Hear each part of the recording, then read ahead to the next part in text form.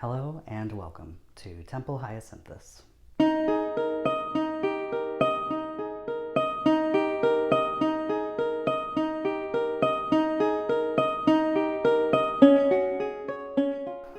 Today I am going to be endeavoring to answer a simple but at the same time complicated question of what is Hellenic Polytheism.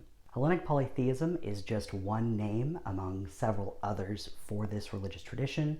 You might also hear it referred to as Hellenism, Hellenismos, or Greek paganism, but for the purposes of this video, I'm going to be primarily sticking with Hellenism and Hellenic Polytheism. So at its baseline, what is it? What is Hellenic Polytheism? At its core, Hellenic Polytheism is the name for the religious tradition that currently is practiced in the modern day that is meant to reflect or emulate the ancient religious traditions seen in Hellenistic Greece. What we refer to in the modern day as Greek mythology is actually a collection of stories that are rooted in a deep and complex religious tradition. People who practice this religious tradition in the modern day are called Hellenic polytheists or Hellenists. If you look at ancient Greek history, there's a lot there. History is vast, diverse, and complex, and stretches for hundreds of years. So a question that may arise is, okay, what traditions are we talking about here? The modern Hellenic polytheism religious tradition and movement is centered around the religious practices that occurred in what is referred to as the Hellenistic Age in Greece. The Hellenistic Age is generally seen by scholars as starting in 323 BCE, following the death of Alexander the Great, and concluding in 30 BCE when Rome conquered Egypt. However, depending on the scholars and sources that you are looking at, some people actually extend the Hellenistic Age to go into 330 CE, following when Constantine made Constantinople the capital of the Roman Empire. Before I go any further into discussing what Hellenic polytheism is, there is a kind of disclaimer that I need to put out there for those of you who are coming at religious knowledge from a more westernized lens.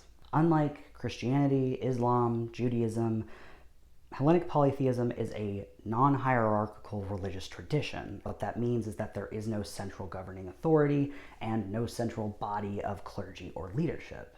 Hellenism is what we would refer to as a mythic religious tradition, meaning that it is rooted in myth, symbol, and story rather in some kind of codified doctrine. So while inspiration and religious tradition are pulled from the works of ancient poets like Homer, Hesiod, Aesop, and Euripides, there is no central religious text like a Bible or a Quran or a Torah. Keeping that in mind, modern Hellenic polytheists do not claim that there is some kind of unbroken line of practitioners stretching back from Hellenistic times into the modern day. But in the same vein, it's not exactly new either. Starting in the mid to late 1900s, there was a renewed interest in reviving the Hellenistic traditions of the past, but in recent years there has been definitely a large increase in interest, primarily due to social media websites like TikTok and Tumblr. So with all of that in mind, if there isn't a centralized holy or religious text or any core doctrine,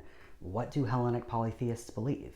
It is hard to generalize what religious beliefs and practices are observed by all Hellenic polytheists. It is a very individualized religion and sometimes even a very private religion that has to do with an individual's interpretations of both academic and poetic sources. However, there are three quote-unquote beliefs that are more or less universally agreed upon by practicing Hellenic polytheists. The first of these is that Hellenism is a polytheistic religion. There is definitely a focus on what we refer to as the 12 Olympians, but the actual pantheon that existed in ancient Greece has gods numbering into the hundreds, if not thousands. Collectively, the gods of the Hellenistic pantheon are referred to as the theoi. In the modern day, some of the most popular gods that are worshipped are Apollo, Aphrodite, Dionysus, Hestia, Hermes, and Zeus. Something that is true both today and in Hellenistic Greece is that each individual practitioner is free to choose what gods they primarily venerate. The second main belief of Hellenism is that of mythic symbolism. This is very different from modern religions like Christianity and Islam, where the stories told in their holy texts are seen as literal, as historical, as truth. But in Hellenism, the stories that we refer to as Greek myths are actually seen as myths and fables, even by practitioners.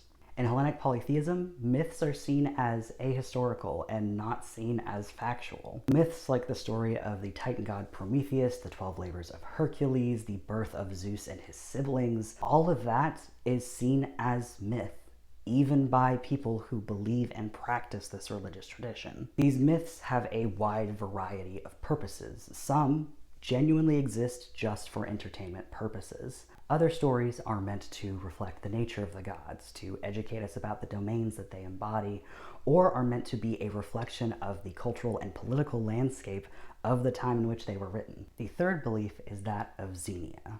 Xenia is a Greek word that is often translated into hospitality, but in reality there isn't really a good singular English word that equates to Xenia, as it is a very diverse concept. It may be more accurate to describe Xenia as guest friendship or ritualized friendship.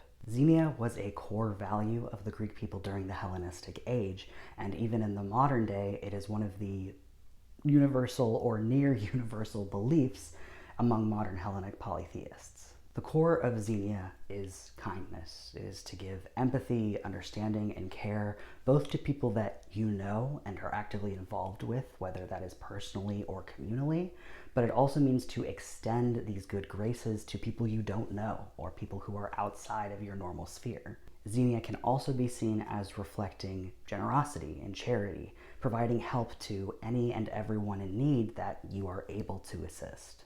Moving on to another aspect of Hellenic polytheism, generally, Hellenic polytheism can be divided into two paths. However, before I get into the two paths that exist in Hellenism, I do want to say that these are not opposing paths. They are not in stark contrast to each other. They actually more or less exist in a kind of fluidity.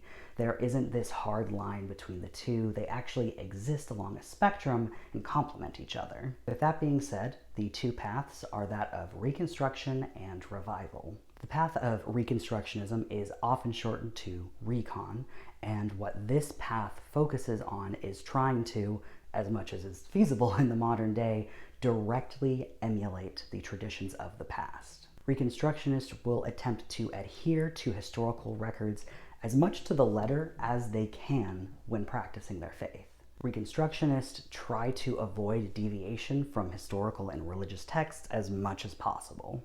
On the other hand, you have revivalism, which is often shortened to revive or revival. Revivalists, like Reconstructionists, do attempt to adhere to historical documentation and historically attested practices, but they also leave room for modernization. The goal of revivalists is not to recreate or duplicate the religious traditions of the past, but instead to take those religious traditions of the past into the modern day and bring forth the energy or essence of these ancient religious traditions, usually through some modernization as well as modern reinterpretation. So with all of that in mind, what does it actually mean to be a Hellenic polytheist? Since there is no singular religious authority or singular religious text, there is no one correct way to be a Hellenic polytheist or to practice Hellenism. But with that being said, Hellenic polytheism usually involves worshiping and revering one or more deities from the Hellenistic pantheon by doing some of the following: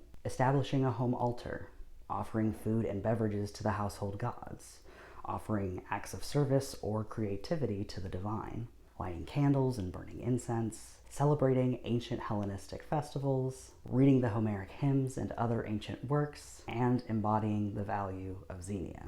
Of course, this is a broad overview or a simplified introduction into the religion. Of course, with the videos that are going to continue to pop up on this channel, we will delve more into things I talked about here, as well as things that I haven't mentioned or that I haven't brought up in this first introductory video. If you made it to the end of this video, consider subscribing, liking, leaving a comment. Our next video is going to be about mythic literalism versus mythic symbolism, something I touched on very briefly in this video. Thank you so much for watching. Irene, peace and farewell.